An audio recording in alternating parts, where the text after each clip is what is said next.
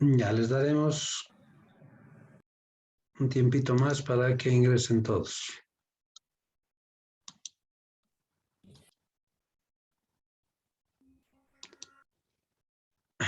A ver, vamos a tratar de terminar esta parte teórica hoy.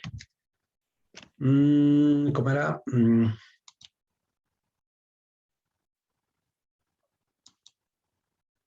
A ver, siguen ingresando. Ya. Bien, habíamos quedado entonces en esta parte de la muestra, ¿no? Sí. Y habíamos dicho que las muestras son partes de la población, ¿sí? Y la característica fundamental que se eligen aleatoriamente, al azar. ¿Ya? Bien. Aquí habíamos ilustrado un pequeño gráfico, ¿no? Población es todo esto y la muestra es una parte. Y estas muestras además tienen que ser representativas de la población. ¿Ya? Bien. Ahora, ¿qué es una subpoblación? ¿Qué vendría a ser una subpoblación? A ver, ¿alguien me puede decir qué es una subpoblación? Subpoblación, ahí está. A ver, es también una subpoblación, jóvenes, es también una parte de la población total. Es igual que una muestra. Una subpoblación también es una parte de la población, ¿sí? Una subpoblación. Por ejemplo, podemos considerar la subpoblación de todos los estudiantes de cuarto semestre. Entonces, la población total, todos los estudiantes de fisioterapia, y podemos tomar una subpoblación como todos aquellos estudiantes de cuarto semestre de la universidad. ¿Sí? Esa es su población. Entonces, también la subpoblación es una parte o porción de la población. La diferencia radica con la muestra en el modo de extracción. Las subpoblaciones se eligen bajo una determinada característica que el investigador va a dar. ¿Ya? Bajo una determinada característica. Las muestras se eligen aleatoriamente, al azar se eligen las muestras. ¿Sí? Las subpoblaciones se eligen bajo una determinada característica. Como por ejemplo, yo tengo 100 alumnos. A ver, dígame, Said. ¿Sí? ¿Ha levantado la mano? Sí, Lice, justamente quería hacer participación, ¿no? Ya, ¿cuál Retomando es? el ejemplo de la universidad, Sí. en este caso sería la universidad, la población, Claro, la población, los sí, semestres llegarían a ser la subpoblación y la correcto. muestra una parte de los semestres, ¿verdad? Sí. A ver, por decir, a ver, terminaremos con el concepto de esta subpoblación y ahí nos vamos a dar cuenta, ¿sí? Las subpoblaciones estamos diciendo que son parte también de la población, ¿sí? La subpoblación, ¿sí? Es exactamente igual que una muestra, es una parte de una porción de la población, pero la diferencia radica en que la muestra se elige al azar, aleatoriamente. Y las subpoblaciones se eligen bajo una determinada característica que tenga esa población total. Como por ejemplo, a ver, yo tengo 100 estudiantes en el curso. Sí, tengo 100 estudiantes en el curso. Quiero elegir una subpoblación. Entonces yo como investigador voy a elegir una subpoblación y voy a investigar la edad promedio de esa subpoblación. ¿Ya? Entonces, ¿qué hago? Elijo bajo una determinada característica de esa subpoblación. Por ejemplo, puedo decir, a ver, todas las personas que tienen gafas en el curso, en ese estudiantes, todas las personas que tienen gafas. Entonces, elijo a esas personas, a esos estudiantes que tienen gafas, eso es una subpoblación. El investigador está dando una determinada característica. Dígame, ¿alguien ha levantado la mano? Cristian, creo que era. Sí, Listen, podría dejar entrar a una compañera, está en sala de espera. Uy, me he descuidado. A ver. Correcto, sí, no solo uno. Sí. Está bien, gracias. ¿No? ¿Hay alguien también que quería argumentar alguna cosa? Levantaron la mano, creo. ¿O eran justamente las personas que querían ingresar? Bien. Entonces, una subpoblación es también una parte de la población, pero se elige bajo una característica determinada. A ver, tengo los estudiantes de bioestadística del grupo 1. A ver, voy a elegir una subpoblación. Voy a dar una característica. A ver, voy a decir, no sé. A ver, todos los estudiantes que el anterior semestre han aprobado que han tenido nota de aprobación entre 80 y 100 puntos. Estoy dando una característica. ¿Sí? Eso es una subpoblación. O puedo decir, a ver, todos los estudiantes, tengo 100 alumnos en el curso, voy a elegir una subpoblación. A ver, todos los estudiantes que están utilizando zapatillas deportivas. Entonces estoy dando una característica. A ver, ¿quiénes tienen zapatillas deportivas? ¿Los están? Hago a un lado, separo, eso es una subpoblación. El investigador está dando una determinada característica. ¿Sí? A eso llamamos subpoblación. Mientras que la muestra es también lo mismo, una parte de la población, pero se elige aleatoriamente al azar. ¿Ya? Entonces es importante diferenciar esos dos, porque los dos son lo mismo. La diferencia radica en el modo de extracción, cómo se elige. Bien. Pasaremos a otro concepto porque vamos a tratar de terminar esto. Variables. La clasificación de las variables. Creo que en el examen, como es en la evaluacióncita diagnóstica que les hice, les dije, ¿no? A ver, menciónenme 2 variables cualitativas y 2 variables cuantitativas, ¿no? Y muchos también me han hecho eso. Y bien, me han resuelto bien eso. ¿Sí? Entonces, las variables cualitativas, jóvenes, son aquellas que no son números. No podemos contar, no podemos medir, no podemos cuantificar. Más bien están determinadas por cualidades, modalidades, atributos. ¿Sí? Por cualidades. Como por ejemplo, muchos en la evaluacióncita diagnóstica me han puesto la raza, el estado civil, el color de ojos del encuestado, ¿sí? El género, el sexo del encuestado, masculino, femenino, ¿no es cierto? Y el nivel de educación, primario, secundario, técnico, superior, son modalidades, son características, son atributos. ¿Sí? El estado civil, por ejemplo, solteros, casados, divorciados, viudos, ¿no es cierto? Son modalidades, atributos, características, no son números. Entonces a eso llamamos variables cualitativas. A ver, otro ejemplo de una variable cualitativa, ¿alguien me puede dar? Que no estemos mencionando aquí.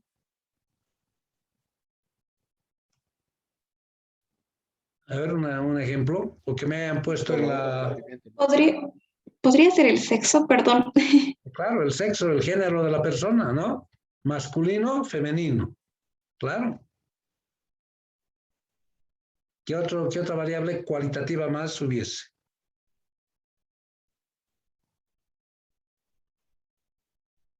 A ver. Una variable cualitativa que no esté, digamos, aquí, donde en el ejemplo. La calidad, Lice. La calidad, digamos, de un producto, ¿sí? Bueno, había que especificar, ¿no? Pero puede ser calidad buena o mala, ¿no es cierto? Mala calidad, buena calidad. Claro, es una variable cualitativa, está bien. ¿Qué otras variables más cualitativas? Si digamos, yo pregunto lo que le estuvimos hablando hace rato. El tipo de vivienda con lo que ha construido. No sé, ladrillo, bloques de cemento, madera, adobe, ¿no? Puede ser así, ¿no? Variable cualitativa. Los días de la semana. Lunes, martes, miércoles, jueves, viernes, ¿no es cierto? Variable cualitativa, ¿no es cierto? También podría ser la profesión. Correcto, la profesión, una variable que manejamos cada día, la profesión del encuestado, digamos, ¿sí? O de la profesión del paciente que está internado, digamos. Claro que sí, ¿no? La profesión, una variable netamente cualitativa, ¿no? Ahora, las cuantitativas, como su nombre dice, podemos cuantificar. ¿sí? Podemos contar, podemos medir, son números. Podemos ordenar, clasificar, son números. Son variables cuantitativas. Y hay un montón, ¿no es cierto?, de variables cuantitativas. La edad, el peso, el kilometraje, me han puesto ahí en la evaluación diagnóstica, ¿no? El kilometraje, la estatura, la temperatura del paciente. El grupo sanguíneo del paciente, ¿qué tipo de variable sería? ¿Cualitativa o cuantitativa?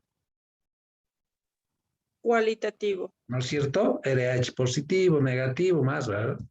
Cualitativa, ¿no es cierto? Entonces, las cuantitativas podemos medir, contar, calcular, cuantificar. Son números, ¿ya? Salario de la persona, ¿no? El número de nacimientos que hay en un determinado hospital, el número de enfermos. Pero dentro de estas variables cuantitativas, jóvenes, se subdividen en dos. Las cuantitativas se subdividen en dos. En las variables cuantitativas discretas y en las variables cuantitativas continuas. A ver, vamos a explicar un poquito esto. Estas variables cuantitativas discretas nos dice que entre dos valores consecutivos dados, ¿sí? Entre dos valores consecutivos dados, por ejemplo, entre el 3 y el 4, no aceptan valores intermedios. O va a ser 3 o va a ser 4. O va a ser 1. No hay decimales, si quieren. Un ejemplo clásico de esto, por ejemplo, es el número de hijos de una familia, ¿no? O tiene un hijo, o tiene 2 hijos, o tiene 3 hijos, ¿no? No tiene 2 hijos y medio, o 2 hijos punto 8, ¿no? No hay decimal, no aceptan decimales. A eso llamamos variables cuantitativas discretas. No admiten números decimales. ¿Sí? Lo que les he dicho, el número de nacimientos en una clínica determinada. O van a nacer en un día X, o van a nacer 3, o van a nacer 2, o van a nacer 4. No van a nacer 4.5 niños, ¿no es cierto? No hay decimales. A eso llamamos variables cuantitativas, porque son números, pero discretas, que son números enteros, ¿no es cierto? ¿No? Por ejemplo, la edad, ¿qué tipo de variable sería? La edad puede asumir como como discreta. En lo cotidiano, la edad es discreta, ¿no es cierto? A ver, si uno pregunta la edad a alguien, dice, tengo 19 años, o tengo 20 años. No dice 19.5 años, ¿no es cierto? O 19 o 20, ¿sí? Como discreta. Pero en algunos casos asume como continuo. A ver, las variables ahora, las discretas, ya sabes que son números enteros. Las continuas sí aceptan entre dos valores consecutivos dados, sí aceptan otros valores intermedios, claro. Entre el 2 y el 3 hay valores intermedios, sí. Está el 2.1, 2.2, 2.3, 2.4, ¿no es cierto? O sea, este tipo de variables continuas sí aceptan, es con decimales. Como por ejemplo, la estatura de la persona. Es una clásica variable cuantitativa continua. La estatura del encuestado, del paciente. ¿Cómo medimos? 1,70, 1.88, 1.75, 1.67, ¿no es cierto? Con decimales. ¿Sí? ¿Qué otras variables más hubiesen con decimales? El peso también, ¿no es cierto? El salario de la persona.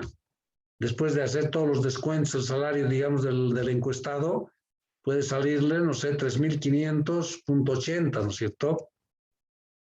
Con todos los descuentos que se hacen y con decimales. La nota, por ejemplo, de ustedes, ¿cómo tomamos la nota? ¿Como discreta o continua? Continua. O sea, yo a ver, no sé si algunos docentes, bueno, ustedes van a ser, Discreta. discreta, Sí, claro. lo Discreta, redondeamos. dice. Ah, los Sí, lo redondeamos, claro. redondeamos, Porque yo exacto. cuando voy a pasar sus notas al sistema, no me acepta con decimales. Hay algunos docentes que sí, son tan metódicos, tan exactos, quieren ser los más exactos posible y les dan con decimales las notas, ¿no es cierto? Es decir, tiene no sé, 61.8 puntos, les dice. Pero ya casi nadie hace, antes los antiguos docentes hacían así. Pero ahora no, ¿no es cierto? Se redondea sin decimales. ¿Sí? Se redondea sin decimales. ¿No? Entonces, como discreta la nota. Y así es, cuando subimos la nota al sistema, si yo quiero poner con decimales así, no me acepta el sistema. Me rechaza, digamos. Tiene que ser número entero. Discreta, como discreta. Bien, aquí he puesto así varios, un ejemplo de varios, ¿sí? De varios. El estado civil, cualitativa. El fallecimiento por COVID-19, ¿qué sería? Cuantitativa, ya sé que es cuantitativa, pero discreta, ¿no es cierto? Porque va a haber en un mes o en un día determinado hay, no sé, 120 o 121 contagiados por COVID, ¿no es cierto? O fallecimientos va a haber 15, 8. No va a haber 8.5 fallecimientos. Discreto. Horas de trabajo. Trabajo 6 horas y media. ¿Sí? He trabajado, ¿verdad? Puede asumir como continua o como discreta. Generalmente las horas de trabajo, por ejemplo, por ley son 8 horas, ¿no es cierto? Eso, lo cotidiano, ¿cuántas horas has trabajado? 5 horas. ¿Cuántas horas has trabajado? Es como discreta. Pero para cálculos más exactos, es como continua, ¿no? Si te quieren pagar exactamente cuánto ha trabajado, he trabajado 4 horas y media. No me pueden pagar por 4 horas, ¿y dónde está la media hora? Entonces, como continua, ¿no es cierto? 4 horas y media he trabajado, páguenme de eso. 4 horas, entonces, como continuo, ¿no es cierto? Por eso les digo que hay algunas variables que asumen como continua y como discreta. La edad, por ejemplo. La edad, en lo cotidiano les he dicho que es discreta, ¿no es cierto? 20 años, 21 años, 19 años. Pero para otros cálculos, como en la jubilación, en los nacimientos, así, es con decimales, tiene que ser. ¿Sí? La edad. Para cálculos más exactos. ¿Sí? El peso del paciente, cuantitativa continua. Lo que decía alguien, la procedencia, que es una variable cualitativa. El salario del encuestado, cuantitativa. Puede ser discreta o continua. La temperatura del paciente, la temperatura, cuantitativa. El género o el sexo que decía su compañera, cualitativa. ¿Sí? Las inversiones realizadas por la universidad, cuantitativas. ¿Cuánto habrá invertido en el edificio nuevo que tiene la universidad? 2 millones, 1 millón, cuantitativa. La edad, cuantitativa. El número de nacimientos, de cuantitativa discreta, ¿no es cierto? No hay 20 o no hay 3 nacimientos y medio. O va a haber 3 o va a haber 4. Entonces, cuantitativa discreta. Bien, nos falta un poquito más para terminar esto, ¿ya? Lo terminamos esto ahora. Ahora dice fuentes de recolección de datos. Ya les he dicho que un dato es una información. Y el concepto técnico es el resultado de la medición de una determinada característica. Ahora, ¿cuáles son las fuentes de dónde yo recojo datos? Existen fuentes directas de recolección de datos y existen fuentes indirectas de recolección de datos. ¿Sí? Fuentes indirectas. Entonces, ¿cuáles son esas fuentes directas de recolección de datos? A ver, ¿cuáles son esas fuentes directas de recolección de datos? Entonces, esto dice, se obtienen directamente de los hechos o de los individuos. Si yo estoy en el curso, en una clase presencial, y quiero saber la edad promedio de los alumnos, entonces, si yo estoy sacando directamente, estoy preguntando al preguntarles, al estudiante, ¿qué edad tiene? Me da la edad. ¿Qué edad tiene usted? ¿Qué edad tiene usted? Así. Estoy preguntando las edades. Estoy entrando en contacto directo con la persona objeto de investigación. Entonces, estoy rescatando los datos directamente. ¿No? Eso es una fuente directa. ¿Ya? Es una fuente directa de recolección de datos. Ahora hay 2 tipos de fuentes directas de recolección de datos, lo que hemos hablado hace rato.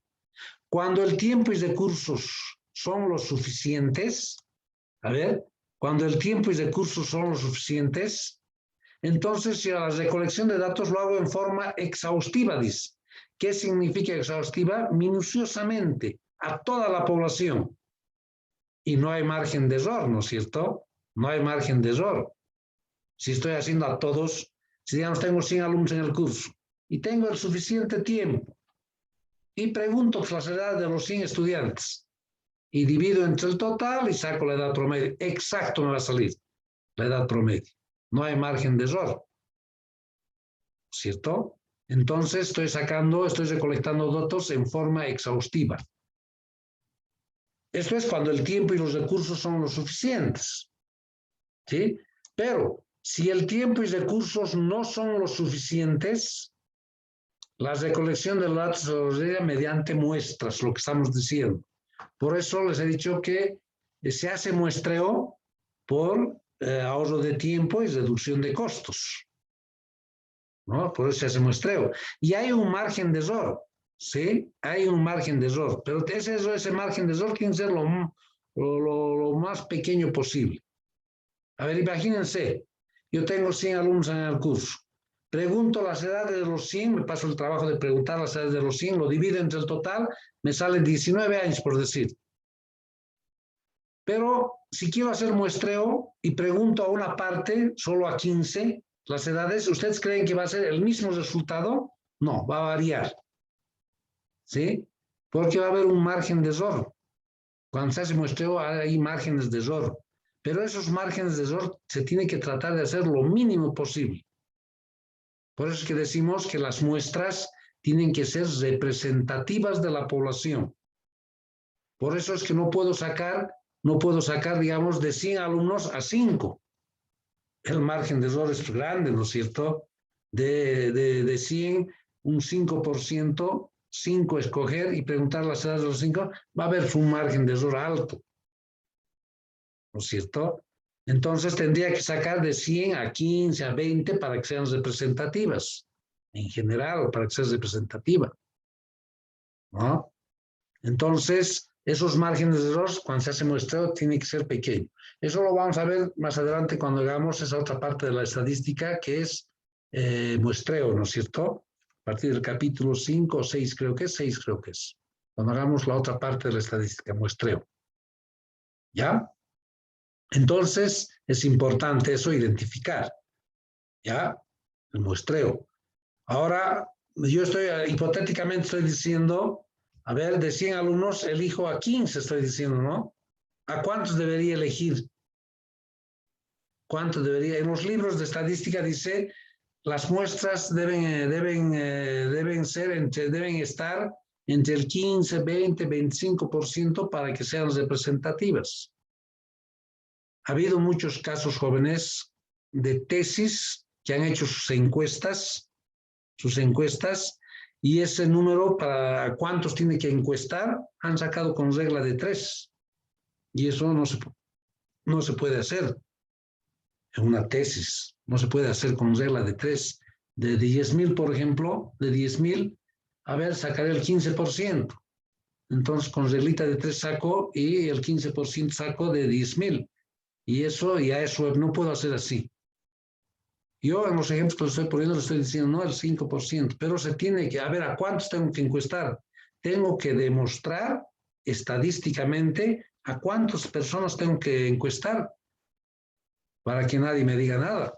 Ha habido pues casos que han sacado sus muestras y han encuestado haciendo regla de 3.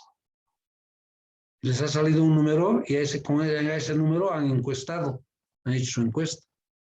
Y en el momento de la defensa, algún tribunal le ha dicho, ¿y cómo ha sacado usted? ¿A cuántos ha encuestado? Y el alumno dice ahí, porque ha puesto en su tesis, ha puesto, obtuve el 15% de la población total porque creo que es representativa y no ha demostrado nunca.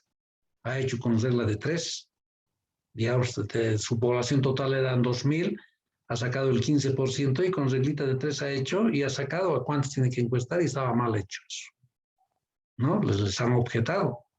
Hay una fórmula que no es compleja, sencillita, que vamos a utilizar nosotros en ese capítulo 6 o 7 creo que es, donde nos va a lanzar cuántos realmente tenemos que encuestar, a cuántos se debe encuestar. ¿Sí? Para hacer, porque es sumamente, y eso tiene que haber. Por eso es que algunos tutores agarran la tesis, miran y no encuentran eso. Y ahí tienen a los que han encuestado, al número de encuestados, todo tienen en su tesis, pero no dicen cuántos, no dicen cómo han sacado el número para encuestar a esa cantidad de personas. Unidades familiares, lo que sea, ¿no? Entonces hay una fórmula que se demuestra estadísticamente a cuánto yo tengo que encuestar. ¿Sí? Y es importante eso. ¿Ya? Eso lo vamos a ver más adelante. ¿No? Entonces, las fuentes directas y las fuentes indirectas, ¿sí? Bien, para terminar. Estas fuentes indirectas no hemos hecho. Las fuentes directas es cuando se entra en contacto directo. Ahora, las fuentes indirectas, jóvenes, desde colección de datos, son aquellos lugares donde aquellos centros de documentación, publicaciones, folletos, bibliotecas, periódicos, ¿sí? Donde haya datos. Yo no entro en contacto directo con, por ejemplo, el INE, estamos hablando del INE, del Instituto Nacional de Estadística, que hace los censos. Y ahí está toda la información sobre población, sobre género, cuántos hay, toda la información está ahí. Entonces, si yo necesito hacer una investigación, voy al INE y saco los datos de ahí, ¿no es cierto? ¿Sí? Saco los datos de ahí y en base a esos datos que otras personas han recolectado, voy a hacer mi investigación. Claro, ustedes mismos. Tal vez van a la biblioteca y ahí hay una tesis de un alumno que hace 2, 3, 4, 5 años ha hecho una encuesta y tiene los datos ahí. Yo puedo utilizar esos mismos datos, ¿no es cierto? Ha encuestado, digamos, yo quiero hacer y puedo recabar esos datos de la biblioteca. Entonces son fuentes indirectas. Son personas que han hecho han recolectado y para nosotros ya es una fuente indirecta. Ya no entro en contacto directo con la persona objeto de investigación, sino encuentro en centros de documentación datos. Ya a eso llamamos fuentes indirectas de recolección de datos. Bien, pasos para una investigación en estadística. A ver, ustedes, no sé, hay una materia que han hecho, técnicas de investigación o método, ¿cómo es? Hay una materia que tienen, no sé si han cursado, metodología de la investigación, creo que es. O sea, sí me va a llevar. Introducción a la investigación científica. Introducción a la investigación científica, correcto. Cómo hacer un esquema de tesis, ¿no es cierto? Hay pasos. Hay la parte de introducción, identificación del problema, objetivos generales, objetivos específicos, hipótesis, cronograma de actividades, conclusión, ¿no? Hay varios pasos, ¿sí? Para hacer una investigación, ¿no? Yo lo he resumido, para hacer una investigación estadística, lo he resumido en 4 pasos. Y estos 4 pasos es el mismo concepto de lo que nos dice que es la estadística, ¿sí? Yo lo he resumido, ya lo he resumido. Entonces, el primer paso es el planteamiento del problema. Entonces, para plantearme el problema, me hago una serie de interrogantes. ¿Qué es lo que quiero, no? Si yo, a ver, yo estoy pensando, ya estoy egresando y digo, ya quiero hacer, voy a optar por la tesis, ya estoy diciendo, a ver, ¿qué voy a investigar? ¿Sí? ¿Qué voy a investigar? ¿A quiénes voy a investigar? ¿Sobre qué voy a investigar? Uno está pensando, ¿no es cierto? Si es que quiere hacer su tesis. Entonces está planteándose el problema. ¿Qué va a investigar? ¿Para quién va a servir esa investigación? ¿Sobre quién recae la investigación? ¿Sí? ¿En qué área geográfica voy a hacer mi levantamiento de datos, mi investigación? ¿Qué herramientas estadísticas? Una serie de interrogantes. Y ahí me voy a plantear el problema. Entonces, si yo ya tengo, una vez de que termine de hacer este paso, ya sé qué voy a investigar, ya sé dónde voy a investigar, a quiénes voy a encuestar, ya sé todo. El siguiente paso, ¿cuál sería? Ya hacer la recolección de datos. La recolección de datos, el segundo paso. La recolección de información. Iré al trabajo de campo, llaman, ¿no? Esto, iré a encuestar a las personas objeto de investigación. ¿Sí? Puedo hacer entrevistas, encuestas, ¿no? Voy a levantar los datos. Es importante eso, ¿no? Porque, ya les repito, no hay investigación si no tenemos datos. Ha habido estudiantes que han hecho su tesis y han sacado algunas cosas y me preguntan después cómo puedo aplicar estadísticas en esta mi tesis. Pero hagan un promedio, saquen promedios, hagan porcentajes, hagan lo que vamos a hacer más adelante en muestreo. Hagan su cuaderno de bioestadística y ahí está lo que tiene que hacer si quiere aplicar estadísticas a su tesis, ¿no? Entonces, lo importante es levantar los datos, la información, porque en base a esa información voy a hacer mi investigación, pues eso de cualquier tema, en cualquier área, en cualquier campo. Entonces, es importante levantar los datos, el trabajo de campo, que llaman, ¿no? Una vez que ya tengo mi encuesta, ya he encuestado a todas las personas que tenía que hacer para hacer mi investigación, tengo ahí, ¿qué voy a hacer? Voy a organizar, voy a clasificar, voy a meter a mi computadora, voy a sacar, me voy a empezar a hacer informes. Voy a sacar lo que quiero sacar, ¿no es cierto? Lo que estoy buscando en mi investigación. Voy a organizar, clasificar. Y finalmente, ¿qué voy a hacer? Voy a analizar, voy a interpretar mis resultados, ¿sí? Voy a sacar conclusiones de toda esta investigación que estoy haciendo. Por lo tanto, el último paso es exactamente el análisis e interpretación de todos los resultados, ¿cierto? Por supuesto que dentro de cada uno de estos acápites hay otros pasos, ¿no? Yo lo estoy resumiendo. No vamos a... Ustedes se han hecho, ustedes esto en introducción a la metodología de investigación científica, ¿no? Yo estoy mostrándoles en modo general los pasos de una investigación estadística. Lo más importante, ¿no es cierto? Porque son 9 capítulos que tenemos que hacer y no nos vamos a quedar en esta parte, ¿no es cierto? Bien, jóvenes, con esto hemos concluido este primer capítulo, ¿ya? El próximo viernes, entonces, ya un poquito vamos a entrar a hacer un poquito de práctica, ¿ya?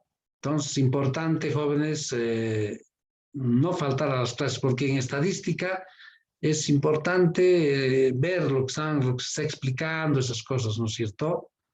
Porque no es agarrar el documento y mirar, ¿no es cierto? Pese a que los ejercicios que yo hago bien detalladamente, bien así, ¿no? Cuando no había esas clases, los alumnos no asistían a clases y se prestan el cuaderno de su compañero y el compañero tiene una forma de tomar apuntes, ¿no es cierto? Algunos hacen más directos, sí.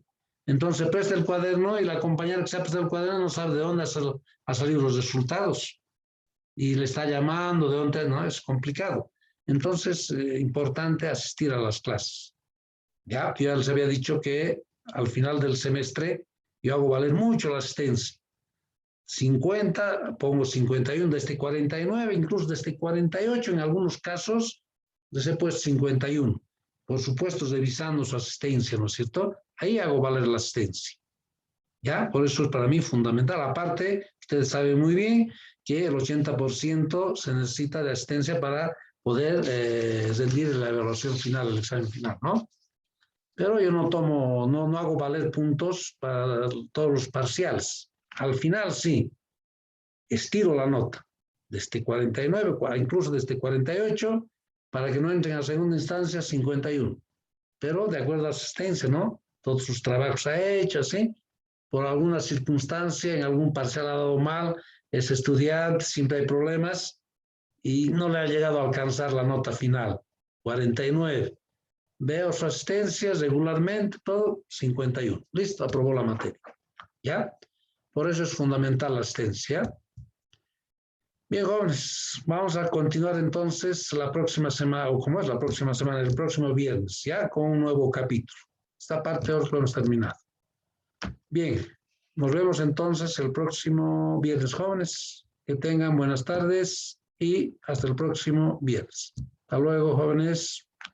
Hasta luego, Licen. Hasta luego, Licen. Buenas tardes. Hasta luego, Licen. Chao.